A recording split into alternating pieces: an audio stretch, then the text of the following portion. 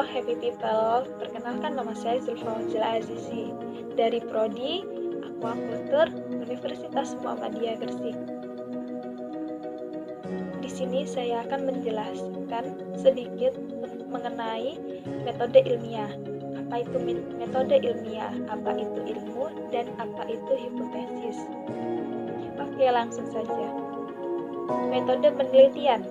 Metode penelitian adalah prosedur untuk mendapatkan suatu pengetahuan yang biasanya kita sebut ilmu. Metode adalah prosedur atau cara mengetahui sesuatu yang mempunyai langkah sistematis.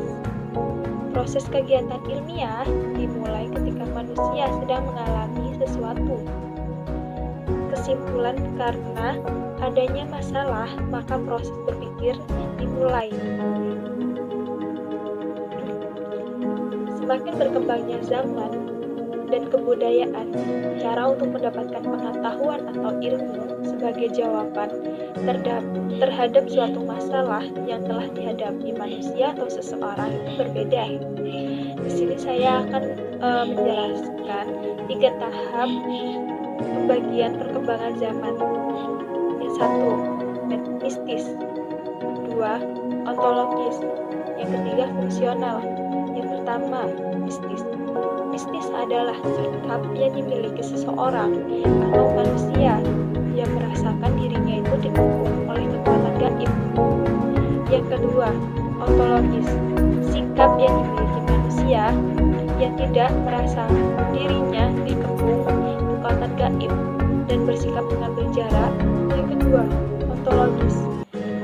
Sikap yang kedua ini sifat yang dimiliki seseorang atau manusia yang tidak merasa dirinya ini dikepung oleh kekuatan gaib dan bersikap mengambil jarak dari objek yang ada di sekitarnya. Lalu yang ketiga ini fungsional. Sikap yang dimiliki seseorang bukan merasa dirinya itu bebas. Bukan yang merasa dirinya itu bebas dari kepungan kekuatan gaib dan mempunyai pengetahuan berdasarkan objek di sekitar kehidupannya, atau bisa dibilang memfungsionalkan pengetahuan tersebut bagi dirinya. Agama berbeda dengan ilmu. Permasalahan dari objek yang berdasarkan pengamalan manusia sebelum ia diciptakan maupun sudah kematian, seperti apa yang terjadi setelah kebangkitan. Perbedaan dari keduanya harus diketahui dengan benar untuk mendapatkan ilmu dan agama dalam perspektif sesungguhnya. Karena permasalahan yang dihadapi adalah nyata, maka jawaban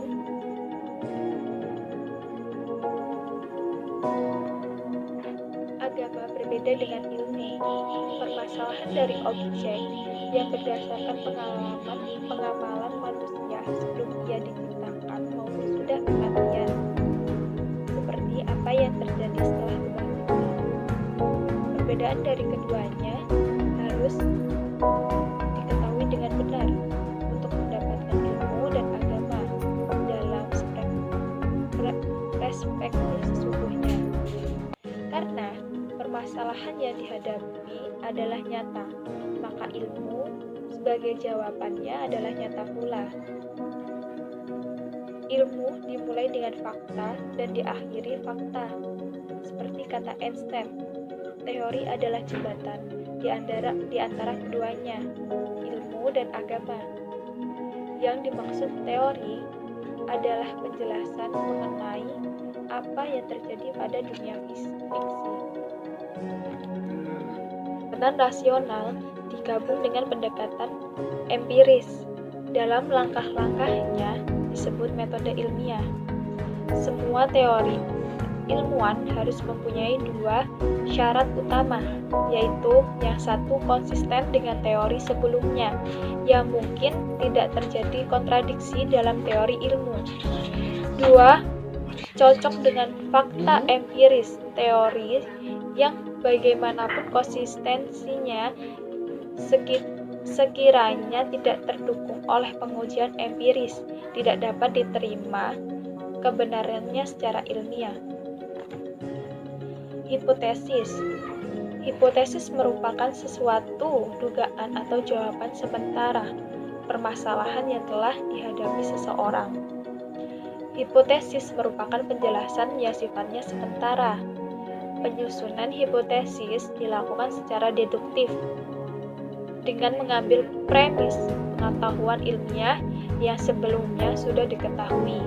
Adanya penyusunan ini mungkin akan terjadi konsistensi dalam pengembangan ilmu secara keseluruhan dan akan menimbulkan efek kumulatif dalam kemajuan ilmu.